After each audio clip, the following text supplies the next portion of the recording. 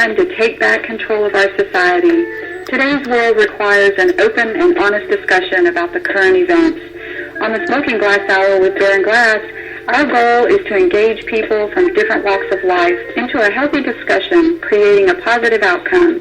When it comes to global events, tune in to the Smoking Glass Hour with Beer and Glass on Monday nights at 7:30. We don't just listen to the news, we bring you the news. Hungry kids can't learn. Kids who can't learn drop out of school. And kids without an education cannot help America compete in the world. Kids without jobs turn to crime, get arrested, and cost taxpayers $40,000 a year to keep in jail. Join us tonight as we talk about the homeless population at 7:30 p.m. Central Standard Time on the Smoking Glass Hour with Baron Glass. Why don't you join us and let your voice be heard? Thank you. Good evening, everyone, and welcome to the Smoking Glass Hour with Beer and Glass. We are honored to have you as a guest tonight and want to thank each of you for your faithful support. Without further delay, allow me to introduce to you Mr. Beer and Glass. Mr. Glass, take it away.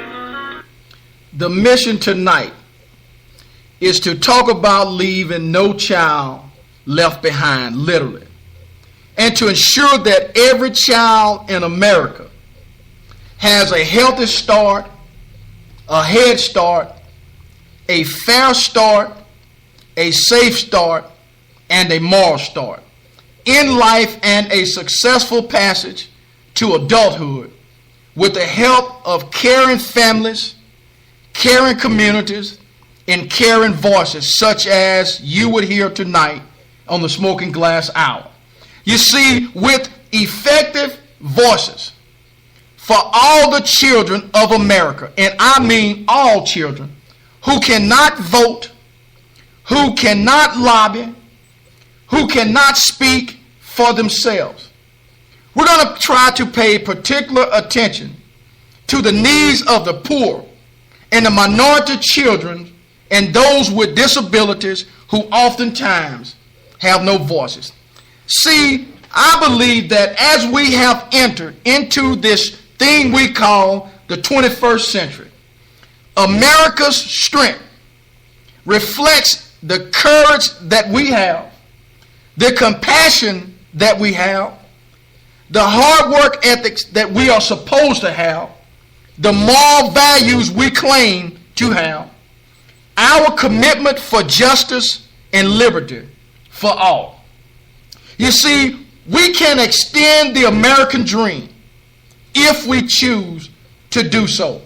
We can build a nation where families have the support they need to make it work at home and abroad. Many people have missions. Many people have goals. But our mission and our goal is to make a difference. Good afternoon. Welcome to the Smoking Glass Hour with Baron Glass. Tonight's topic, the dynamics of education in 2016. And I want to let you know that as we speak live right now, one of our co-hosts, Mr. Aaron Hopkins, Mr. Aaron Hopkins is out there right now at a panel discussion on the school to prison pipeline, and he just indicated that it is a total eye-opening experience. He goes on to say that we must duplicate this nationwide, and we don't have to duplicate it here at the Smoking Glass Hour because we've been doing it for 3 years. And once again tonight, we're going to be joined by Aaron Hopkins, hopefully at some point in time when this meeting ends. We're going to be joined by Miss Nikki Bedrick. We're going to be joined by my good friend and co-host, Mr. Dave Lamont from Screams from the Center. Dave and Nikki, how are you doing tonight? Fine, Barry. Doing good, Barry. Hi, Dave. Hi, Nikki. Well, I'll tell you, Dave and Nikki, we know that right now there is a crossroad that says education is either important or not important. We have candidates that have been running for office for at least a century, and that's given a little bit of credit. But for at least a century, they have always said that education is their top priority until after they get elected. So what we want to talk about tonight is why education is important. We're going to talk about the dynamics of education, why in 2016 it is a must. Without an education, you can end up homeless.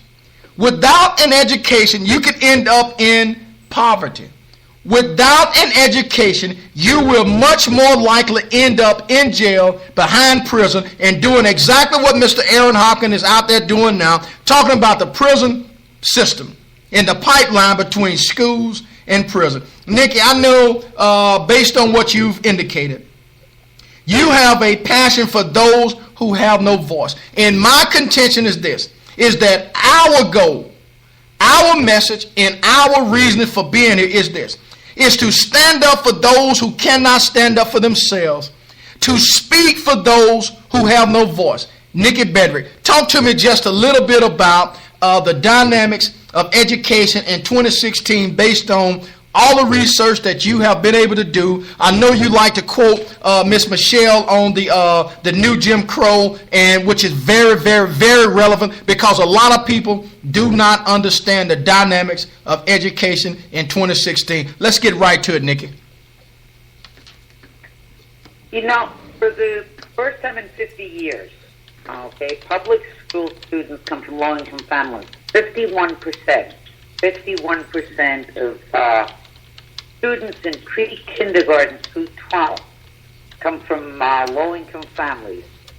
That is a tremendous amount, and that's a federal statistic. We use the free lunches or reduced price lunches to determine who's eligible for assistance. And we have 51%. It's a national disgrace. It's a national disgrace that 51% of our students in public schools are from low-income homes. I mean, it's a national disgrace. I read the statistic just a moment ago, and I'm stunned. We had the bill introduced by Bush on Texas, No Child Left Behind. It's an absolute failure. The No Child Left Behind bill was formulated on something Bush believed that had been done in Texas. It was test scores, and it was the strive to succeed, and all children should have writing and arithmetic and math, and it's an absolute failure because it never ever addressed the problem of poverty. The impetus was put on these schools and these children to when really a low-income child entering primary level is 2 years behind. Is 2 years behind a similar child from a medium-income home, and he will never catch up. I think it's a national disgrace. Mm-hmm. Go ahead, Nikki. I know it's startling.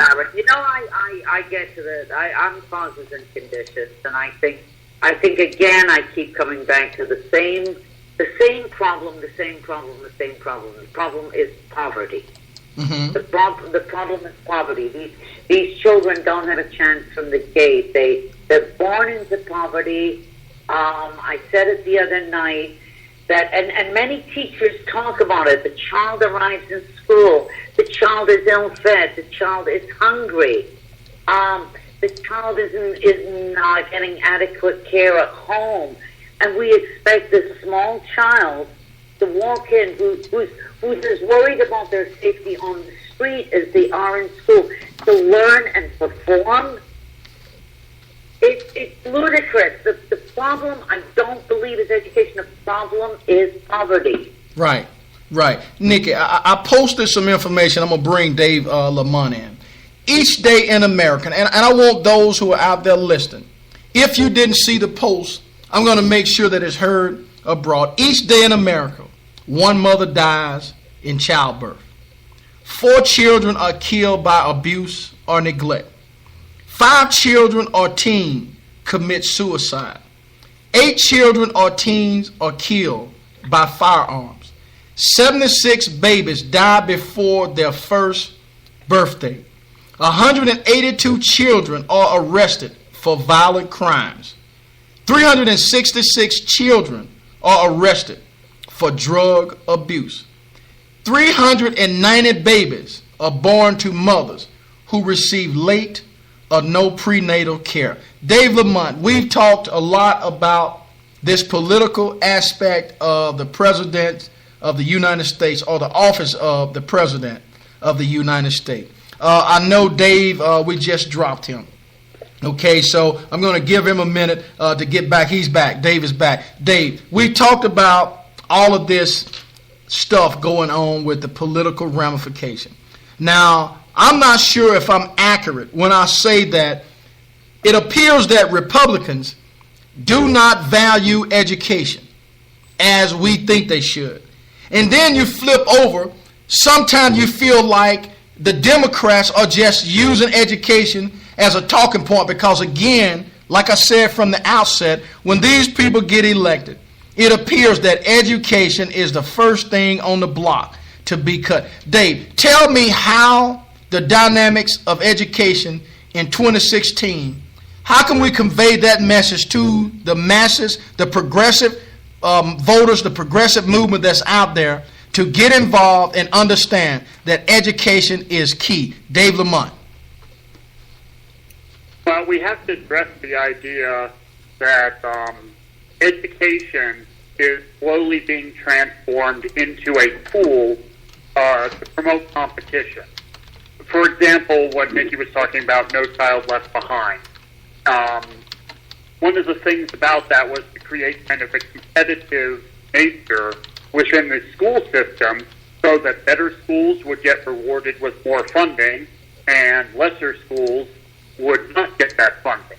But that leaves one fundamental question, which we are faced with today in society, in the education system. Well, what are you going to do with the losing schools?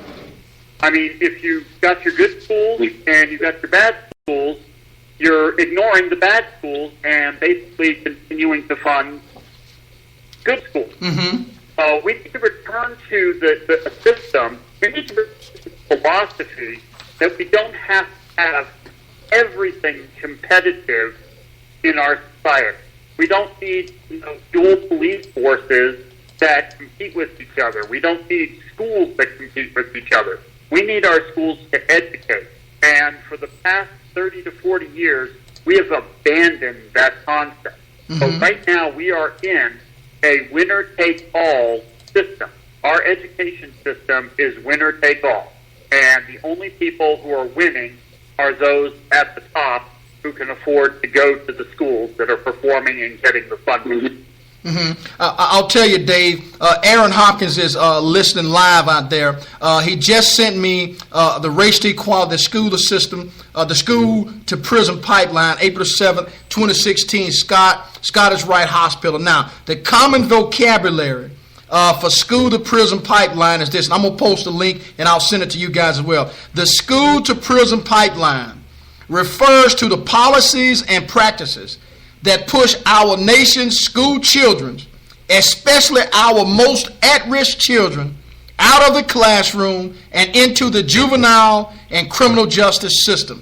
Implicit bias means an implicit stereotype is one that occurs outside of conscious awareness and control. He sent information on the student body and all that. I'm going to post this link that's out there. So, Nikki, when we talk about this very specific, very generic term, school to prison pipeline, when we know that the policies and practices that push our nation's school children, especially those who are at risk, those who may be coming from these homes that are in poverty, these homes that have maybe one parent, these homes that may have no chance at all, not based on their own doing, but based on the way the system is set up and designed. Those at-risk children, how simple have they made this, with regards to the school to prison pipeline? I mean, it appears that this right here to me now, and I could be wrong, it's systemic. What do you think, Nick? I've said this before when you step back, and I'm particularly influenced by Michelle Alexander's research, because she takes all of the bits, all of the parts, and puts them together into a comprehensive picture that you begin to see. And it's very hard to look at this this structure and not believe it's deliberate. I mean, it's very, very. I mean, it's too model. It's too perfect. It's insidious. It permeates every level. And I think the school to basically the kids are set up to fail in the schools, which returns them to the street. And those are mean streets. It's I mean by the time the child, Baron, the thing with it, when a child enters school, you have children, I have children, Donna State has children, anybody that has children knows this. You put your children into school, you're there to support, you see what's happening with them through the years. If we were to put our children into primary education and the child is already two years behind, I've worked with those children. Those children become reticent in class. Those children cannot read, and so they clam up. They don't want to be embarrassed. They will never tell you what's going on. And every year it gets worse. They never catch up. They never catch up. And then there are this testing that goes on. The child is looking at a blank piece of paper.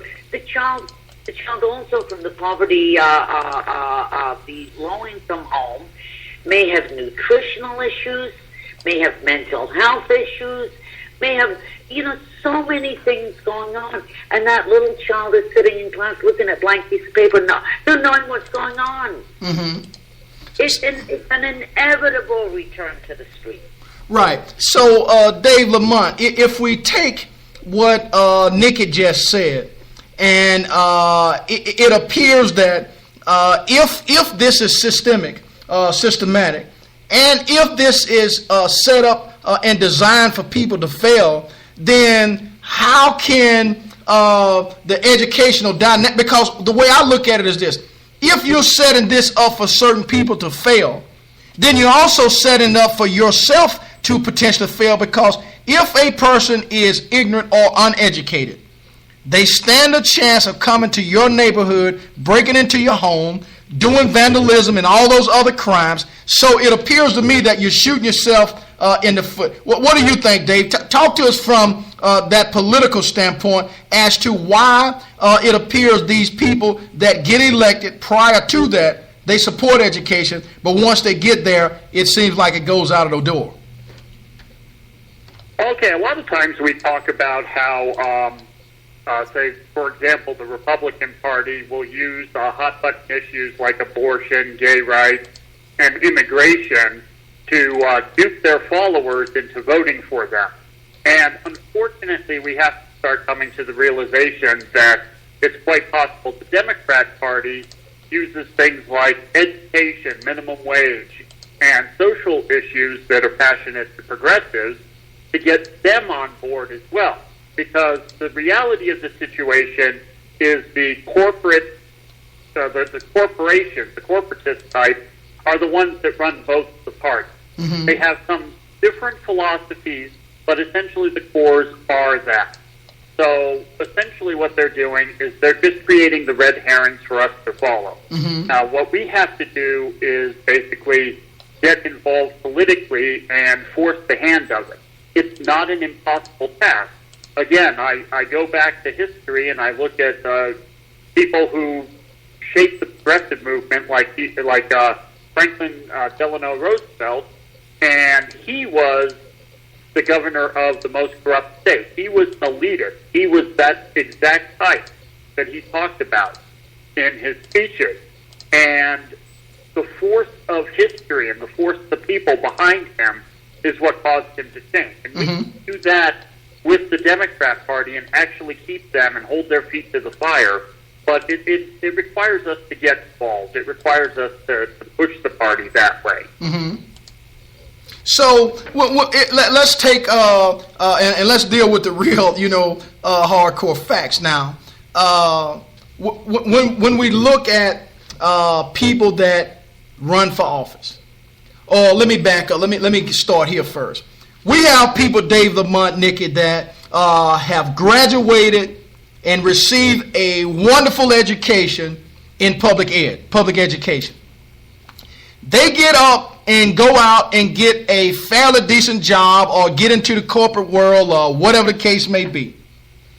Then when it comes to their own children, they feel that public ed, which educated them, is not good enough for their children, which I'm finding it hard to understand why people will not support local millages, local taxes, local sales taxes, because school systems are not set up and designed to operate on their own. Can anybody share any logic to me or with the audience as to why people seem to reject the very same thing that actually got them to where they are? I'll start with you, Nikki.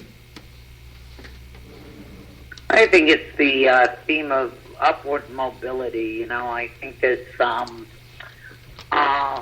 when people, they're educated to grow, they move into nicer neighborhoods. I think it's why Americans change their cars every 3 years. It's onto bigger and better, and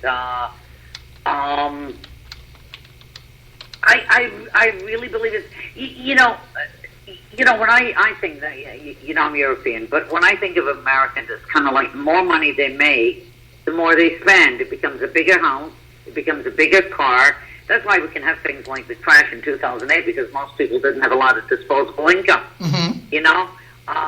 I think I read a statistic that something like 80% of Americans are 3 paychecks away from being homeless. Mm-hmm. Correct.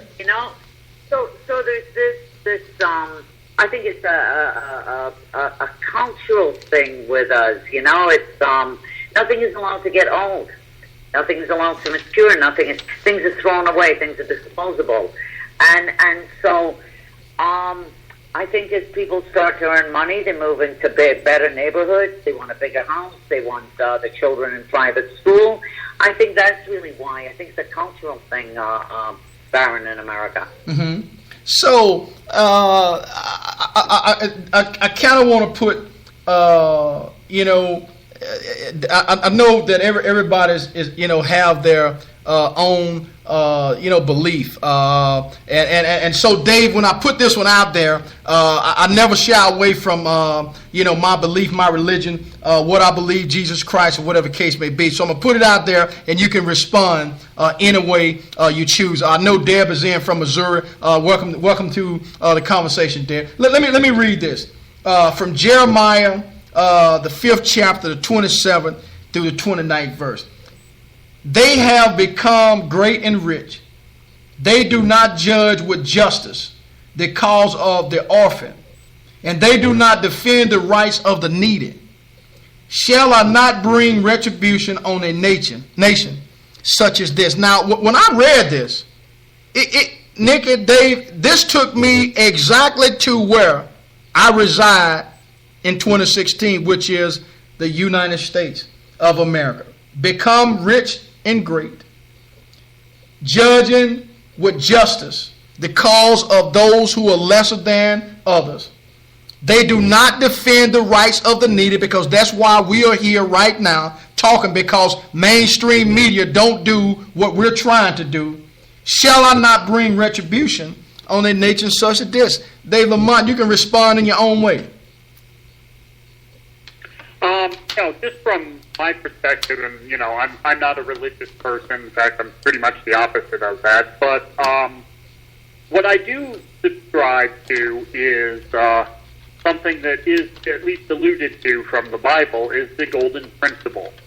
And in my opinion, the golden principle I have to sit there and look ahead as well. And we see with conservatism today. The reason why they're against education, even though some of them are educated, is because they take the philosophy of I got by through you. And in my philosophy, I can't accept that. I want the betterment of humanity. I see it in a slightly different perspective, but I want the betterment of humanity, even if it costs me a little bit more to make the world a better place for the next generation. I feel that has made my mark, because unlike conservatives, unlike religious people, I don't believe that I have anything that happens to me after I go. Mm-hmm. So the only mark that I can leave in the world is the one that I leave in the world. Mm-hmm. And if I go down as being a selfish person and telling kids that they can't have the kind of education that I had or my parents had, I think that I'm less of a human being. Mm-hmm. I think that I'm less of a person if I take that step. Mm-hmm. So my opinion is, above and beyond, don't harm. If you don't like to be harmed, don't harm other people. I think that extends to looking to the future, looking beyond your own mortality. Mm-hmm. And what we leave is what this world remembers. And that's whether you're religious or not. Correct.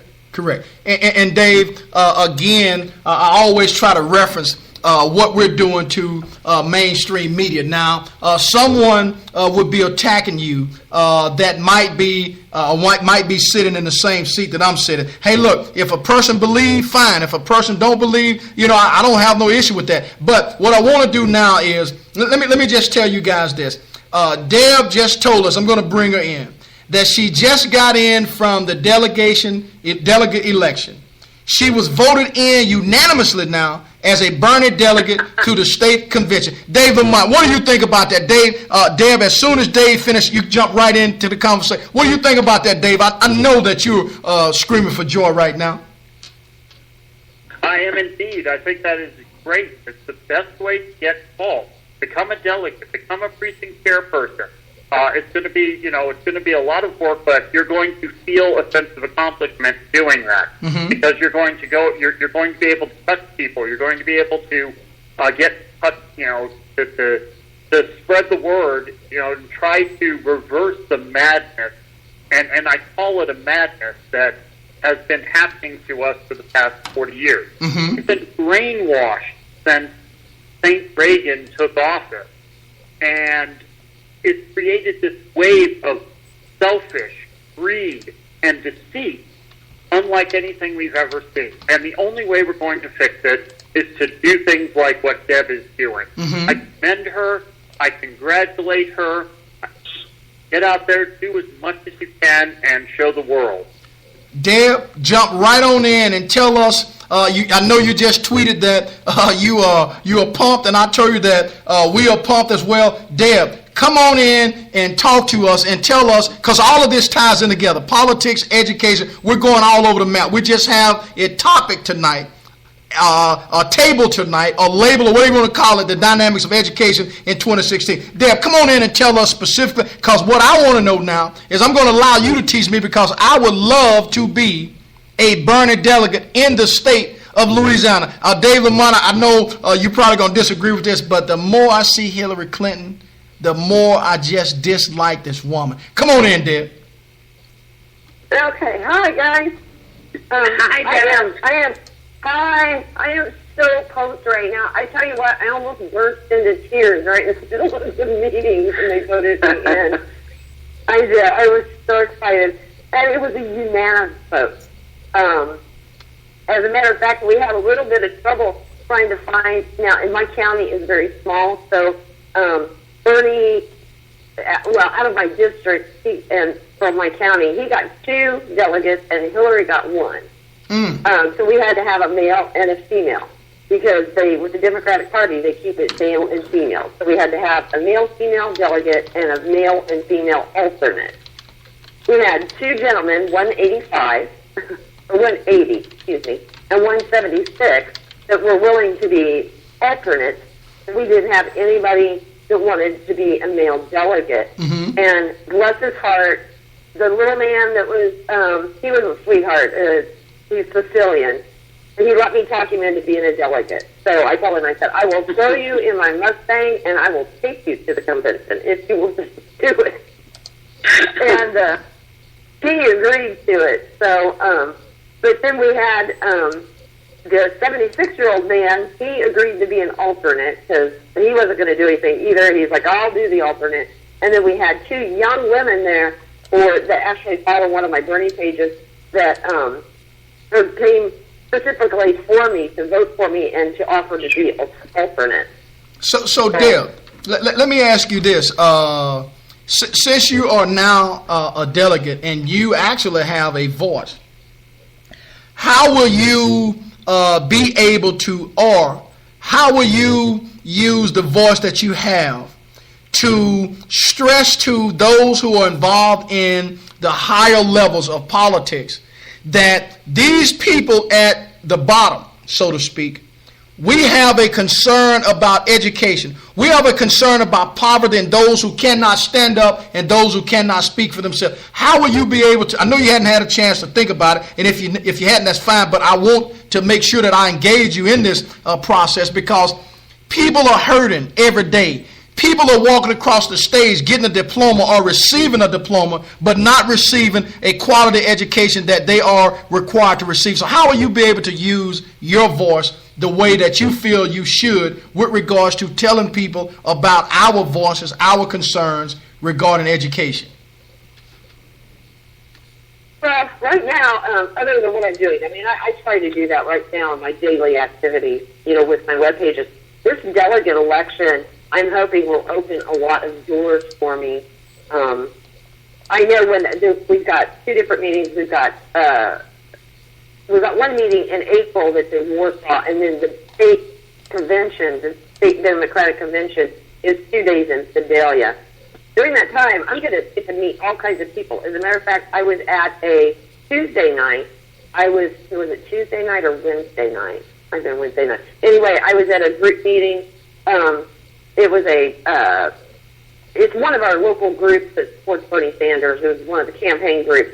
And we had our lieutenant governor candidate come in to speak to us. And I met him, lovely man, and we had a very nice long talk about that, about education and how we're going to handle this. And we specifically talked about people doing exactly what I did. Get in as a delegate, get in as a chairperson. We have a chairperson in my county right now, so I'm not going to run against her because she's doing a pretty good job.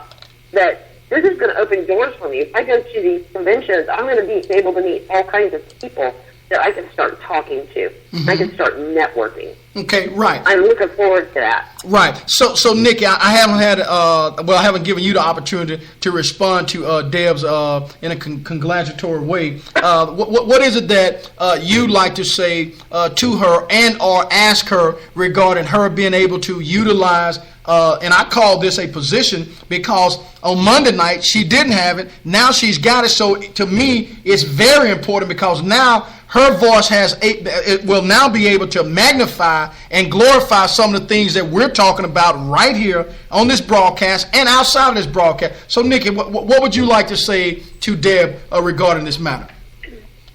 Deb, first of all, congratulations, and I love the speed with which you did it. I want to say that if I were a Missouri resident, I would be thrilled to have you in my corner. You know? Congratulations, congratulations. I'm serious. I never met. I know you're concerned. You know, you wear your heart in your sleeve. I can feel it. But the state of Missouri is really, really, really lucky to have you. I'm thrilled for you. I'm just thrilled for you. Yeah, go get him, girl. Okay. Yeah. Thank you so much, Nikki. It's like it's been exciting. It's been a roller coaster this week. Well, the way I look at it, it was intended to be that way because nothing happens without a reason. Dave Lamont, let me ask you this.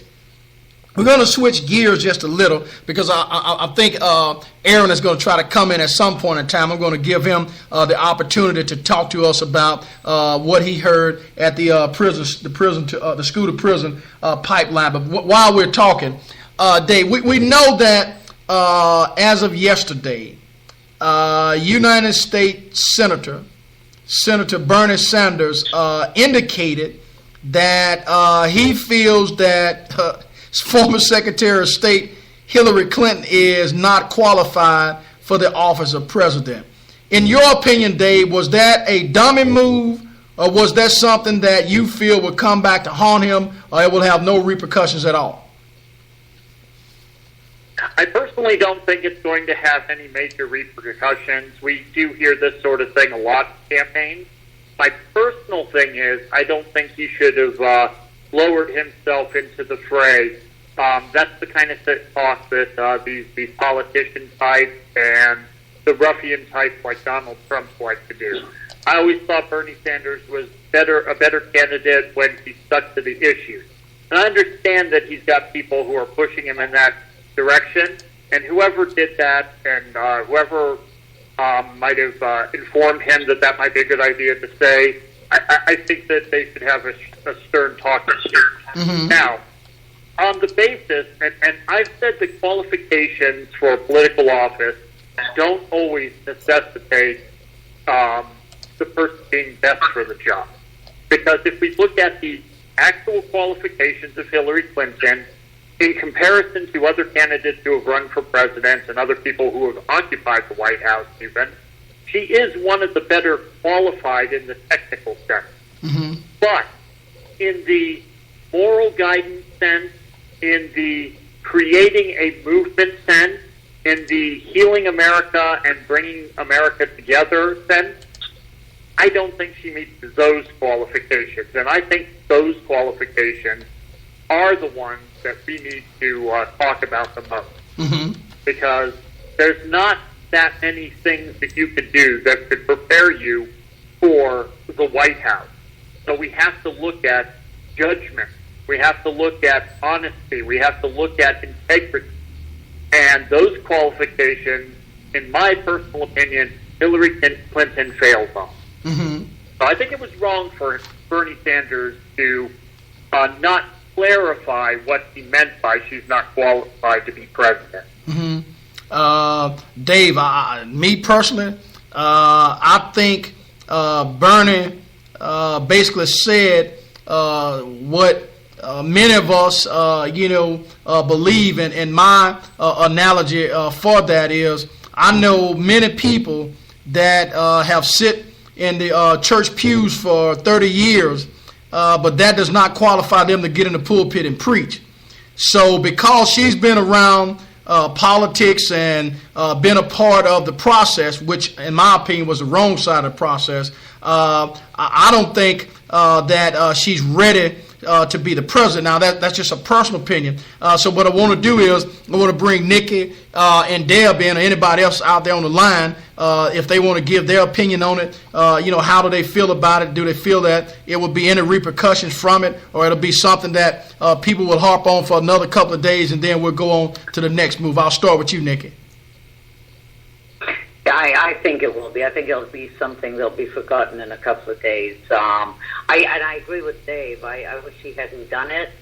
The man has so much veracity that, and I think it's one of his incredible, strong, man has character. The man has conviction. The low blow, I wish he hadn't done it. I think Bernie is best when Bernie's passionate and Bernie's talking about the people, and Bernie really don't give two hoots on what's happening around him. I think that's Bernie's truth. And, I was thinking about, I think the country right now is that, and what you were saying, Baron, about Hillary not being qualified. I don't think she's in any way qualified to be the kind of moral leader we need right now. I think the country is in crisis. The country created Donald Trump. Donald Trump didn't come from nowhere, and his followers didn't come from nowhere. He's symptomatic of what's going on in the country. Mm-hmm. A prison industrial complex that's sending 1 in every 3 black men to jail. We have 51% of children living below the poverty line. We have an acknowledged 1% owning the wealth of the country and controlling government. I would call that a moral crisis. In every area. I think if Hillary is elected, we get more of the same. And we not only get more of the same, I think that the damage will get more solidified. There'll be no healing, no discussion, no anything. I think the country is headed on a real downhill slide if Hillary is elected. And I said this often with Bernie. If Bernie's elected and we get that kind of morality at the top and that kind of integrity at the top, and that kind of shift in leadership, we've got to have a shift. We've got to have a shift in direction. I think if we don't, the thing is going to crumble. Let me ask you this, Nikki. Dave, you can jump in too, because this is why I kind of not slightly differ. I strongly differ. I love all 3 of my sisters. I love my family. But if my sister was to run for United States Senate right now, or state senator, or city council, I would say that she's not qualified for the job, and would mean it in a negative way. We say that Donald Trump is not qualified. We say that George Bush is not qualified. So we want the truth. What's wrong with Bernie speaking the truth and actually saying that, hey, look, I don't feel that this woman is qualified for this job? Why is that such a problem?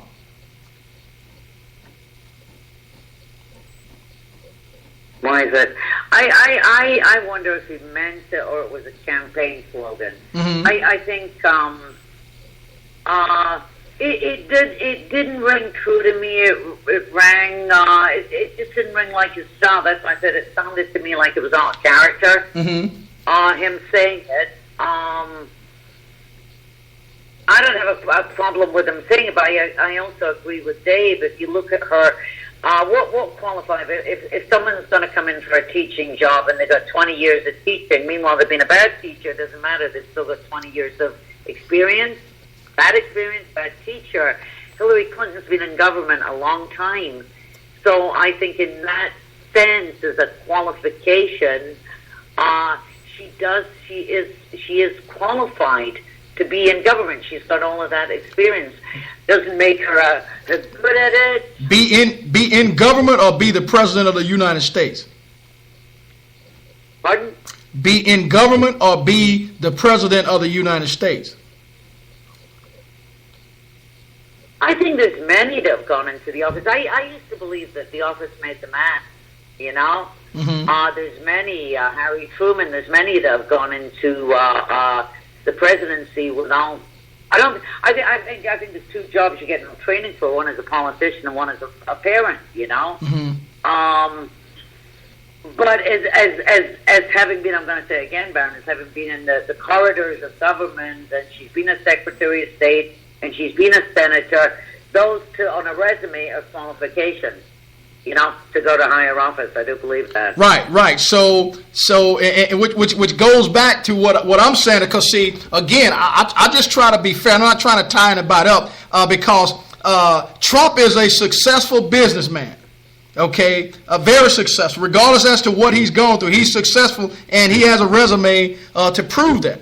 So, being a politician is strictly negotiating on a daily basis. So, if he has been a successful businessman with negotiation, why is it so much easier for people to say that he's not qualified? But if somebody come out and say that Hillary is not qualified, then he shouldn't have said that. Or this is not in relation to you guys. I'm just speaking in general. I just have a problem with it's either a person is or they not. And again, because she's been around the water, does not mean that she's qualified to swim. Because I've been around water all my life, but I'm not qualified to swim. But let me bring Dave Lamont in. Dave, what do you feel about that? Because I want people to stop saying that, people are being hypocritical today, and then tomorrow, the story changes. It appears that if it's Democrat, they can do what they want to do, but if it's Republicans, they can't do the same thing. And I just call it out. I don't care if it's Democrat or Republican. I'm trying to look at it from the right versus wrong. It's not because I dislike her that she's not qualified. I just feel like based on what I see and what I'm looking for, she wouldn't be qualified for me to vote for her with regards to that. And again, this is just personal. So Dave Lamont, let's kind of slide on a little bit. If this exists, do you feel that if Hillary retaliates, that will antagonize Bernie supporters, and ultimately they'll stay away from the polls on election day should she become the nominee? Yes, and that's why I think that this was a mistake to have done this. Because Hillary Clinton supporters are old school people. They're people who have voted for years. They're people who are even involved in the process. And Bernie Sanders supporters are young college kids for the most part, people who are just getting into the political system. And everything that's done in this campaign is going to reflect on them for their future voting. Mm-hmm. So we take an average young person who's a Bernie Sanders supporter, who loves the ideas of his program, that sort of thing. And we get dragging in the mud kind of campaign. We get Hillary Clinton saying some of the awful things that she said, alluding to Bernie Sanders being a sexist, and it's going to turn them off. And those are voters that she needs. If she wants to be Queen Hillary, she needs Bernie Sanders supporters. Uh-huh. That Bernie or bust movement is not a joke, and it's going to affect her. You're going to have to see someone like Donald Trump running a third-party candidacy to split the Republican vote in order to get Hillary Clinton in the White House if this sort of mudslinging continues. And I do blame her for that more than I do Sanders. I know he just recently kind of got into that, but she's been kind of doing that from the get-go. As good progressive characters, you have people like Barney Frank, who was a former congressman, helped write the Dodd-Frank bill, which we know was not a perfect bill, but it was a step back in the right direction. Correct. And he's going off and talking about how Bernie Sanders is not qualified to be in the White House. He's even alluded that Bernie Sanders doesn't know what he's doing. Correct. Senate or in Congress. That's just destructive. That's going to turn young people off to vote. Right. And the more people you discourage from going to the polls, the more the Democrats are going to lose. It's dangerous. Correct. And Dave, you are exactly right. But let me tell you what else is going on behind the scenes. Next Monday, I want to host a show discussing the topic of deconstructing the school to prison pipeline in America. Mr. Aaron Hopkins has requested to do a live broadcast next Monday night, and we will honor that request. I've put it out there many times that if you got a voice and you want to be heard, all you have to do is check out, us and what we're doing and how we go about getting this thing done. So I want to make sure once again, Nikki, that people understand that politics is about challenging another person to be their best. Okay, and if you look at, Aaron, Tawana Cadian is coming on next Monday night, who is a candidate for United States Congress out of the state of Texas by way of, I believe, Austin or San Antonio. Austin, if I'm not mistaken, Austin, Houston area. So we will bring you on, Aaron, for that.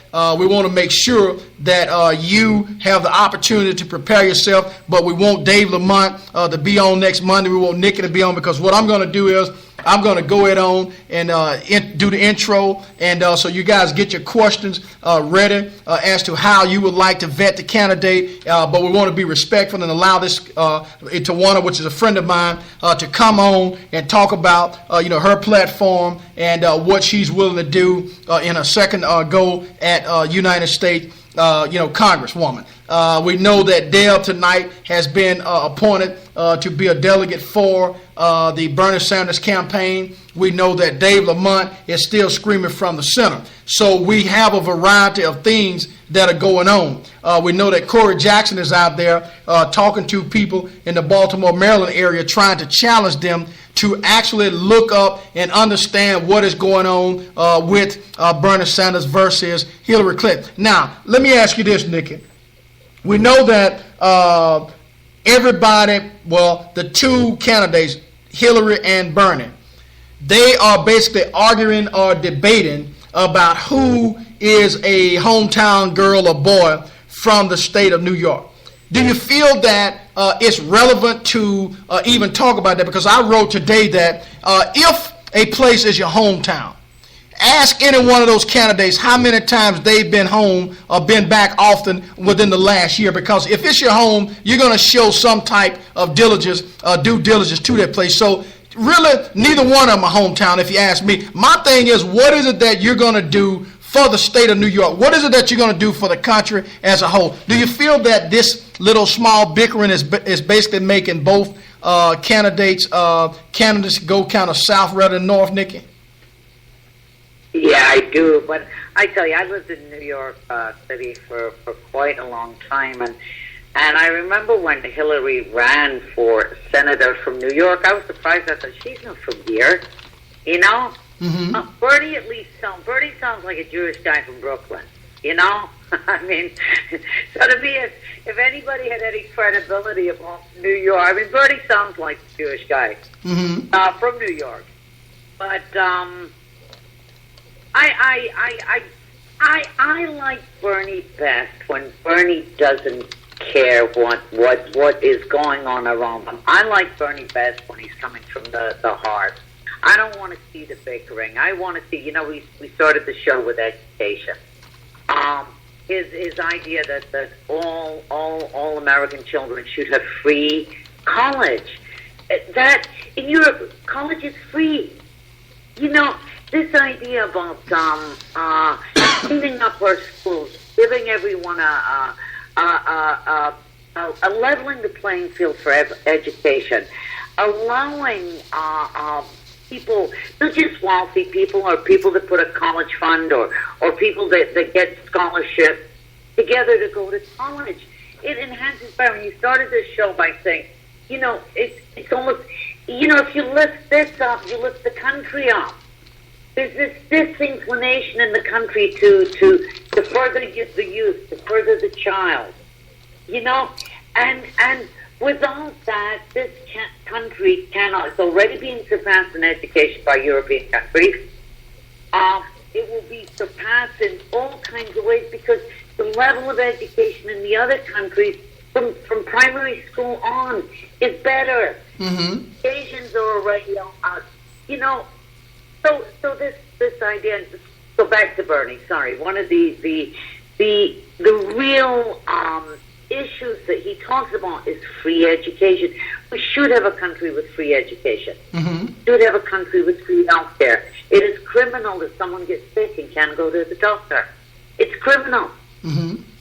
You know, these are basic for the health of a society. These are basic things that need to be. So I wish Bernie would stop bickering, stop the New York thing, stop everything, and just go at it and go at the issues, because that's what's talking to people. Right. That's what's talking to me. That's what's talking to people. Mm-hmm. Deb, I don't know if you're still out there, but hearing what you've just heard, will you be able to? Because I know how delegates work, but this is kind of new since this whole election cycle is unprecedented. So, Deb, if you're out there, will you be able to convey that particular message to individuals from that particular candidacy, to let them know that it's probably best to focus, more on the issues rather than some of this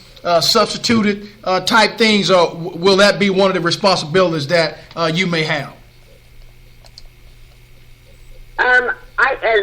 As a delegate, I probably won't have that. Mm-hmm. Do you agree with what Nikki and Dave has said thus far? You'd like to add a little bit more takeaway?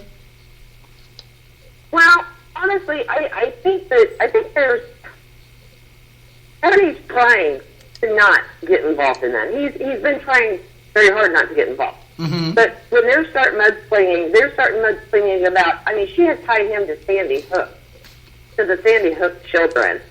I've seen the things going on today. I've tried to follow things. I've been busy, but we've got Bill Clinton over there fighting the Black Lives Matter. Correct. And making a horse's hiney out of himself over there.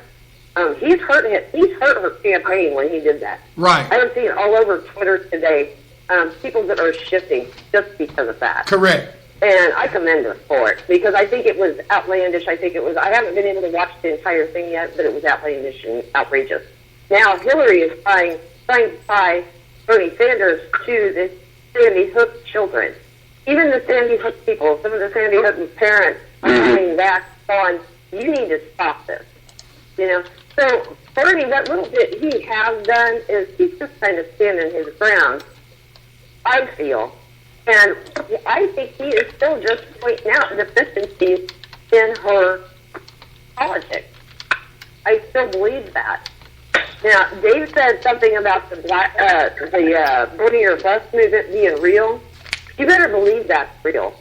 If Bernie does not take the nomination, I will guarantee you, unless the Republicans do something like Dave was talking about, splitting the vote to allow Hillary to win, he's going to lose this. Mm-hmm. And I can promise that.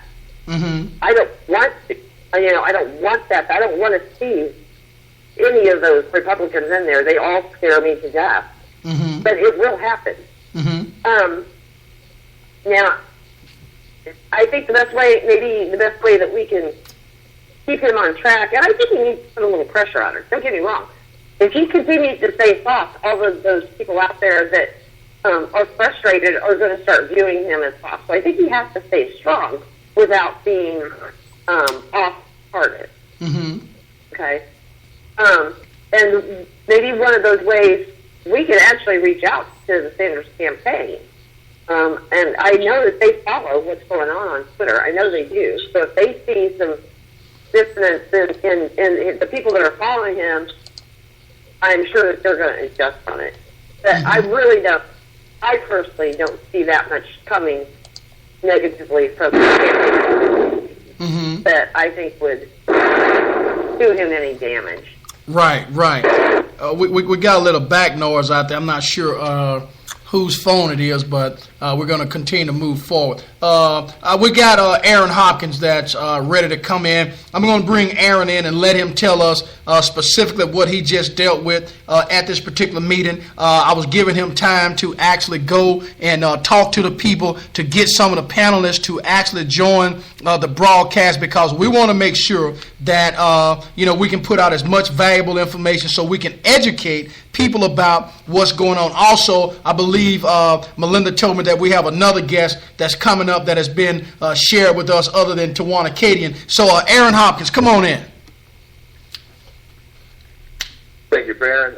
How's everybody this evening? Hey, Aaron. Doing good. I'm very pleased and excited to know that everything we've been discussing in the last couple of weeks and everybody's input, first of all, is not in vain, but it's actually more valuable than I think we realize. This panel discussion that I attended this evening, entitled The School to Prison Pipeline, a tremendous amount of information was shared from people from all walks of life.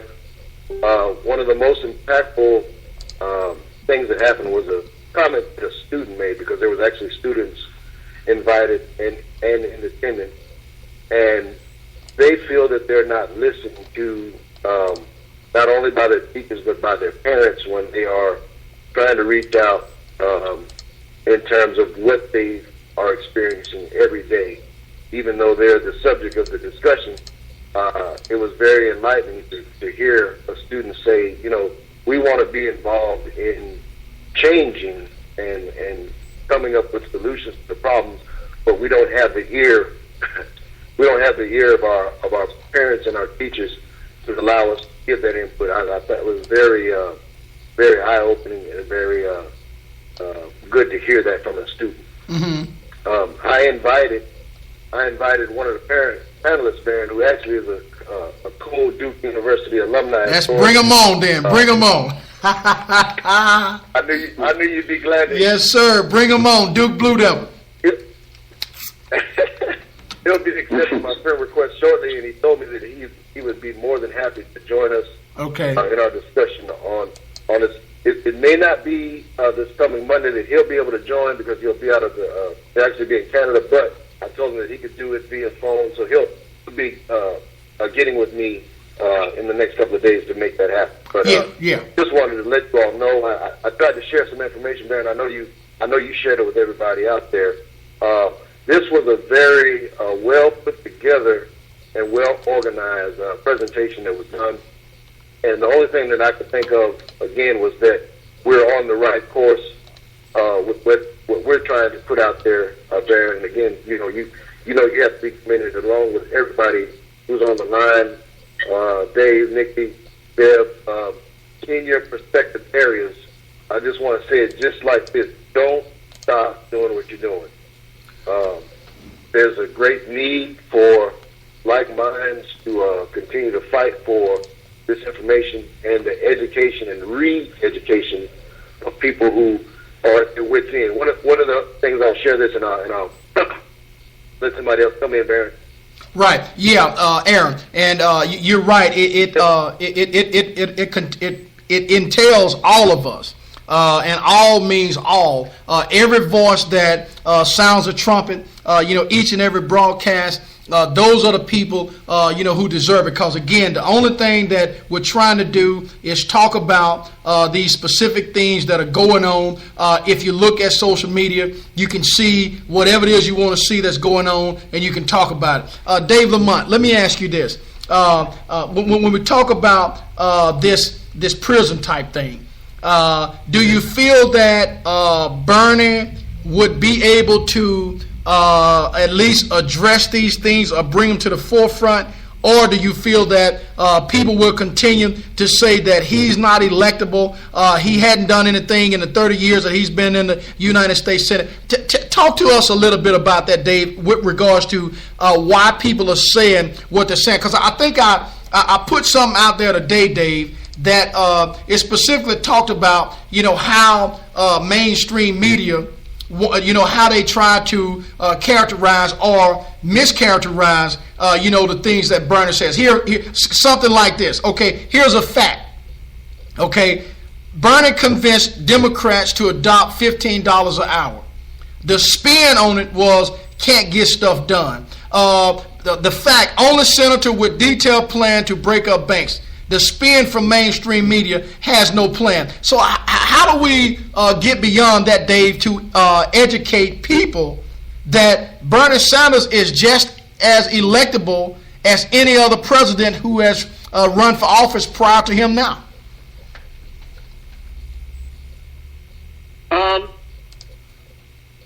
The basic thing that we see in that is the fact that we all know that the mainstream press is basically against Bernie Sanders because he said the same thing as or he said that he would break up the television stations. He'd break up the media conglomerate because right now there's about 6 companies who run most of the newspapers in the U.S. There's about 4 or 5 companies that run all television media in the U.S. So when you make a declaration like what he did early on in the campaign, it definitely shows that the media is going to work against you. So basically, they just take any kind of story and they do their best to spin it, if they even have to talk about it. The press has basically taken a stance of we're going to black out Bernie Sanders as much as possible, but if we have to talk about him, make sure you use the word socialist a lot, and essentially let's twist what he says. Yeah, let me ask Nikki and Deb, and Aaron, you and Dave can jump in on this. I believe sometime within the most recent past, Tennessee Republicans, they passed a bill allowing therapists to deny counseling to LGBT Americans. Nikki, is that a specific setback and the worst form of discrimination, just like was dealt with back in the 40s, 50s, pre-Jim Crow, segregation, slavery, whatever the case may be? How do you feel about that as an individual residing in America? It's a reversal. I mean, it's a tremendous reversal of, regardless of what your opinion is about it. I mean, civil liberties. Didn't another state do it too, Baron? Didn't I read something else here? Mississippi. Kentucky. Yeah, my neighbor in Mississippi just did some things. Yeah. And isn't Kentucky? Did I read something about Kentucky? Plus allowing discrimination in interracial marriages. I mean, you're having this. I think this thing that's popping up, okay, is a kind of condition of Trump. It's always resided there, but Trump has let every racist that was maybe passive, that up from under the rocks. I think he's so divisive that I think these people have always existed, but I think he's giving them license because of his popularity. It's like kind of like this bravery behind Trump. But yeah, of course, it's absolutely a reversal of any kind of civil liberty. Mm-hmm. And it's scary, It's scary. It reminds me of Jim Crow. I mean, it just does. There's this kind of scary fundamentalism to it. To be rounding these people up in a minute. Mm-hmm. That's how it feels. That's how it feels. Right. Nikki. I do believe it's that. Yeah, go on. No. Deb just put out there that Kentucky is actually allowing discrimination in commerce. I'll let you finish your comment. Then, Deb, you jump right on in behind Nikki. No, let Deb take it, Baron. On here, Deb. You were talking about, I think, Tennessee. What was it that Tennessee was doing in there? Just not allowing, the therapists to deal with the LGBT community. Yeah. Yeah, and they've done that, and I'll tell you what, when I heard about that, I was just totally disgusted. I actually have a lot of LGBT friends. As a matter of fact, my daughter's godfather is in the LGBT community. He's a lawyer. And I was just appalled that they would even think that they could do that and get away with it. Kentucky is actually going even further. They have actually made it to where people can deny services to LGBT community members. They can deny them to do those wedding cakes. They can deny them sales. They can deny them. I mean, they've gone to the extreme in it. And this is something. This is not only a step backwards. I mean, this is just feeding and saying that it's okay if we can do it here, then we can do it. Well, like Bill Clinton today with the Black Lives Matter, he's just feeding into that too. That it's okay to do it with everybody, with African American communities, with Muslim communities, with LGBT. It's going to propagate. It's going to propagate itself. So this is where I believe if the states are not going to be responsible enough to handle these situations on their own, then I'm sorry that I think, I mean, I'm not a big government girl, but I think in situations like this, the federal government needs to step in and go, no, you cannot do this. This is still America. Right. They've worked too hard. There have been too many people that have died for this. Right. You know, there have been too many people that have bled for this. I mean, Martin Luther King, Bobby Kennedy, you know, everybody, they've all fought for this. And it's not the direction we want to go. Right. And Aaron Hopkins, let me ask you this. Coming from a race of people who has experienced, the discrimination, the segregation, the Jim Crow, and all of that other stuff. You've heard your parents, your foreparents, and all of those individuals from a historical standpoint talk about how mentally draining, how mentally painful it was to go through this type of life. Then you hear America, when you address an issue and say that, this, that, thus, and so has happened, then people say, why don't you just forget about the past? Well, how can you forget about the past, Aaron Hopkins, when the past is still part of your present and discrimination is still going on just like it did back when the 60s and the 50s and the 40s era existed, but now it's just in a different fashion? You know, Bear, it's a simple statement put like this. Those who fail to learn the lessons of history are doomed to repeat them. So what we're going through is simply because of us doing exactly that. We did not learn the lessons of what happened in the past, so that we're repeating the exact same thing. And it seems like it was a long time ago, but actually it was not. Right. And so the same elements that were present in the 60s, during the strongest point, or the strongest times of the civil rights movement, have, in my humble opinion, not only have they resurfaced, but they have come back with a vengeance. So that anything that has to do with the rights of citizens of America are outright under attack. So we have to ask ourselves the question, it's one thing to have an emotional attachment to someone's struggle, but it's another thing to find yourself right in the midst of the struggle now that it's offending you personally. Because we were so far removed from the 60s. You see what I'm saying? But, these were our parents and grandparents that fought. But this is why, and I say this all the time, it's not enough just to say that people fought and died for these things. See, because as long as it's somebody else that's fighting and dying, we don't see the connection to ourselves. We have to see that, yes, somebody fought and died, but we'll find ourselves fighting and dying for those very same things if our eyes are not open to where and who, what we are doing and who we are. Yeah, Dave Lamont. Let me ask you this: why can't people, and you can put it how you want to put it, why can't people understand that people who come from an era of discrimination really can't trust those who are saying not to talk about it, because it's still prevalent, it's still existing, just in a different format. So Dave, how can this I mean, how can you trust something that continues to lie to you? That's a good question.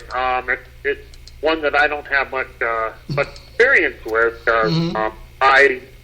I've always, I grew up poor. I always, was in that kind of situation. But I was always aware of the fact that even though I was there, I was not getting the same kind of treatment as some of the other kids and their parents.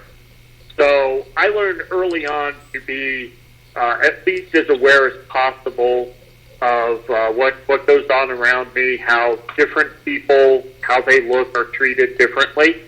And quite frankly, it's really difficult. It goes back to something that I had said earlier, where I think it's when you've had a privilege for so long, when you've had it, your father's had it, your grandfather's had it, when you've had a privilege for so long, that privilege transforms into a right.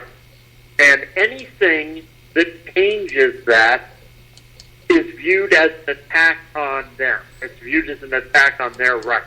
Mm-hmm. Even though they're explained to it many times that, no, what you're actually talking about is a privilege and not a right. Mm-hmm. So it's hard to talk to someone and say that you have to give up something, especially when you take the stance of, I want more anyway. And that's, where we get into the conservative end of the spectrum, where they believe that, the richer you are, the better you are. Your worth in life is determined by your wallet and the things you collect.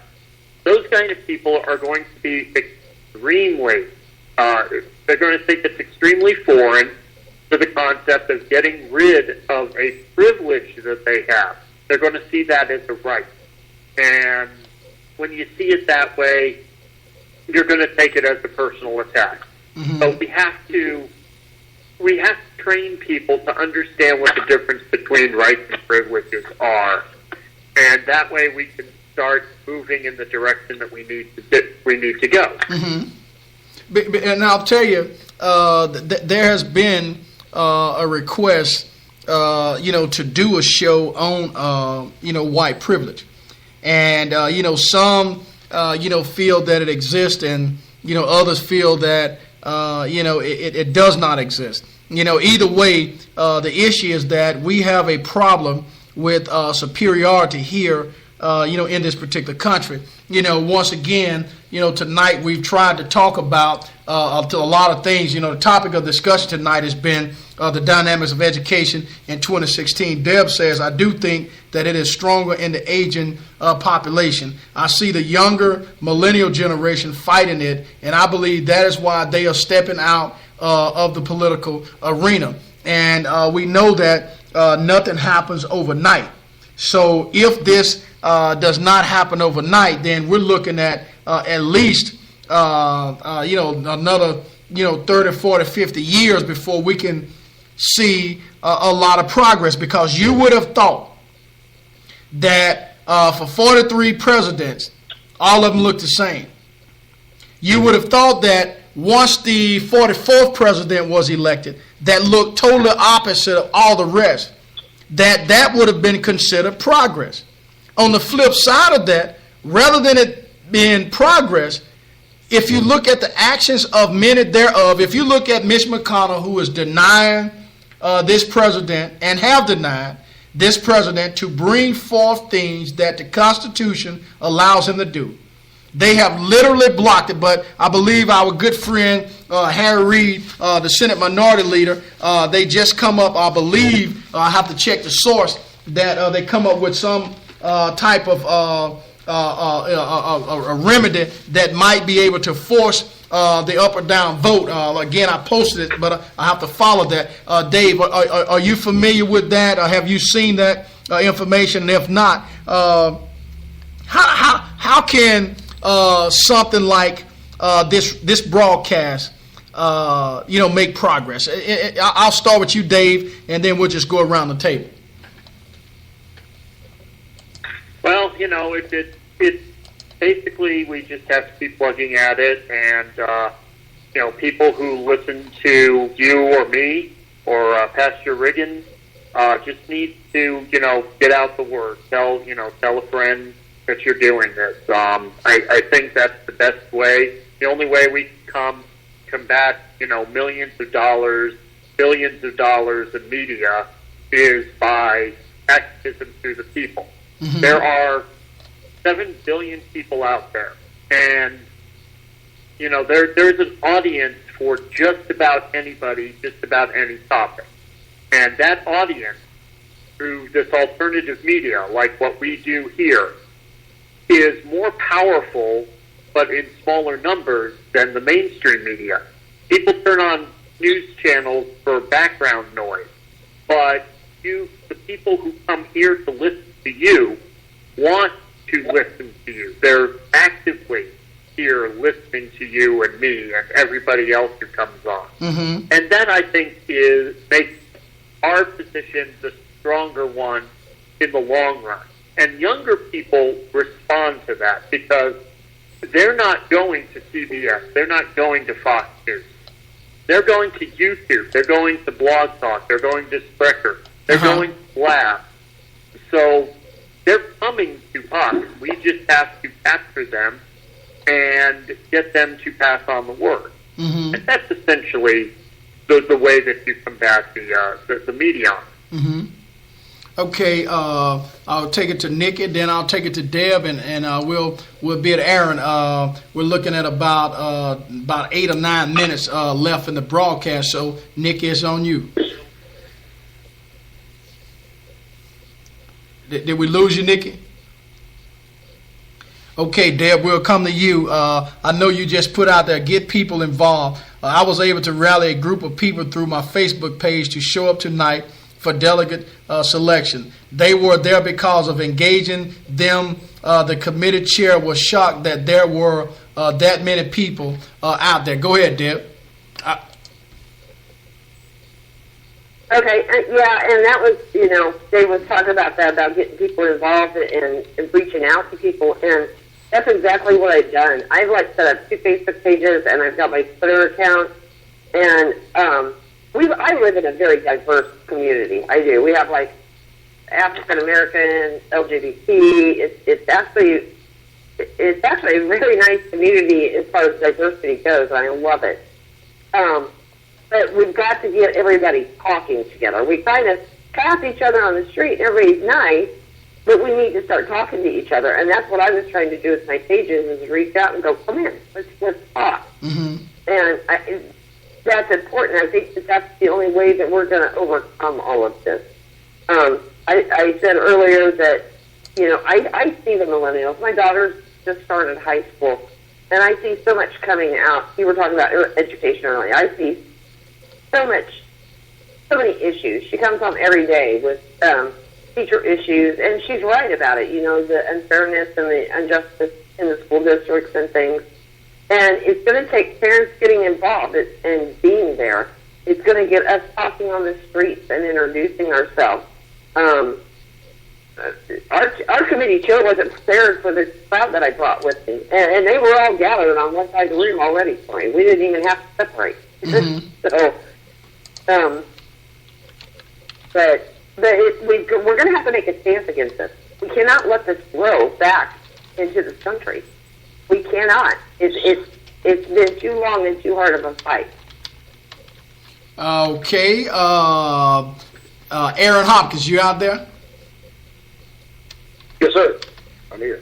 Talk to us briefly in your closing as to what you feel we and others like us can do to make a difference in what it is that we're trying to do in 2016 and throughout the rest of our existence regarding making a difference. Well, I'll say this, Farron. Everybody's effort, individually and collectively, have made a difference. Sometimes it takes time before you see the impact of it, but let me put it to you this way: in your and eyes, in your and my time of our interaction, which is probably a little little past 3 years now. Correct. You have constantly, and I'm saying this jokingly, but I'm actually getting to a point. You pushed me to not just in terms of doing a show or remaining as a presence or having a voice out there, but I know I'm not the only one you've done that to, and so in saying that, everybody at some point decided to step outside of their own comfort zone. Mm-hmm. And so in listening to Deb, she probably maybe a year or so ago didn't even have it in mind to do some of the things she's doing right now. Mm-hmm. So she made a conscious effort to step outside of her own personal comfort zone and look at what it's done for her in a short amount of time. Correct. Not to interrupt you, Aaron, but I am telling you right now, if it would not have been for you guys, I would have never done it. Everything that happened tonight, I owe to you all, because you guys have supported me. You have accepted me and made me passionate about this again. So I need to thank you guys for this. Nikki, I take no credit. Don't want any. Nikki, how does that make you feel in the short period of time that you've become a part of the broadcast, to hear somebody else pay homage, so to speak? Aaron, you and I, Corey, we challenge each other, on all standpoints. We respect each other's, decisions. We respect each other's dissent. Dave Lamont has really done a lot for me, because he's one of the most compassionate big guys that I've ever seen, and I see him all the time arguing with one of his trolls, and he rarely loses his composure. We're looking at about 4 minutes, 3 minutes, Nikki. Let me let you make the final statement. Yeah. I want to say the same thing. I had all the information, always been passionate, always cared, always been active. But it was your show. It was Dr. Broder turning me on to the show. It was Aaron. It was Therese. It was Corey. It was you that took all the information I had and now was able to do something concrete with it. So now I sit with Deb. I mean, I bound on too. But I just want to say one thing, and it's back to the prison thing, Aaron. I was the one that suggested the show on white privilege, because I think we need to be educated out there are principally white. There's no white needs to tell you what your experience is. Aaron, Corey, Baron, you live it, But it's the white audience, the one suffering from inertia, the one that doesn't want to see it. Those are the ones that want to be educated. That's where I want to go. And nobody can accuse me of pulling the race card. That's right. That's where I want to go with it. Well, I'll tell you, I have to, give credit to the administrative assistant, my administrative assistant, for continuing to be up on every the newest features that comes out, whether it's video, whether it's audio, whether it's something that we should try, whether it's something that we should go in a different direction, or whatever the case may be. So I think it would be fair to say that we all sharpen each other. It's kind of like the old saying, iron sharpens iron. And that is basically what we're saying. We all are doing a good job. Monday night we got Tawana Cadian coming up, that is a candidate for United States Congress out of the state of Dallas, not state of Dallas, the state of Texas, rather, by way of, I believe, Houston, Texas. I interviewed Tawana a couple of years ago when she first ran for office. Her and Dr. Shirley McKellar was running for United States Congresswoman out of Longview, Texas. And I hope I get a chance to bring Dr. McKellar back on. I know she's running again against Louis Gomar, who is very out of control United States Congressman in the state of Texas. So tonight, I want to thank everybody once again. Deb, you're right. We are strong together, and that's why the more diversity we have, the stronger we are. Got a message from the administrative assistant. We are us, collectively strong, and I do believe that. Once again, Aaron, get all your information down. If the gentleman can come on Monday after next, or maybe even next Thursday, that'll be fine. Well, I think we have the other guests coming on because this stuff is happening very quickly. Thanks to Dr. Broder, her husband David. Thanks to Deb, Melinda, Aaron, Nikki, and all of those other listeners that are out there. Dave Lamont, of course. Y'all check Dave Lamont out on Wednesday nights on Screen from the Center on Blair, his live video. The guy really needs support. He supports me. We try to check in as often as we can. I'm trying to get my schedule arranged so I can actually participate in the blab, because Dave is talking about the same thing that we're talking about. Two hands are better than one. We are stronger when we work together. You've been listening to the Smoking Glass Hour with Baron Glass on tonight's show, The Dynamics of Education in 2016. Going to say thanks to everybody and good night. Good night. Good night.